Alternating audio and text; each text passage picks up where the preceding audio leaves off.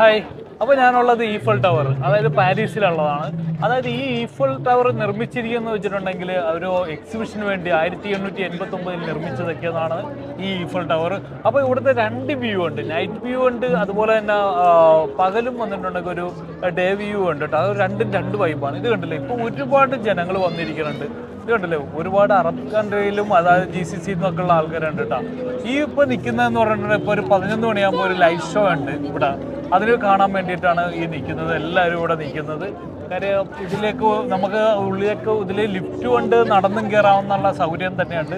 അത് താഴെ വന്ന് നിന്നാലേ ഇതിൻ്റെ വലിപ്പം മനസ്സിലാവുള്ളൂ.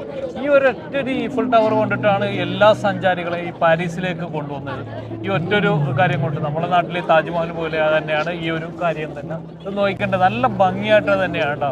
എനിക്ക് ഏറ്റവും ഇഷ്ടപ്പെട്ട, ഞാൻ നേരത്തെ വന്നിട്ടുള്ളതാണ്, ഒരു 2010-ലോ 2009-ലോ ആ ഒരു ടൈമിൽ ഇവിടെ എത്തിയിട്ടുള്ളത്.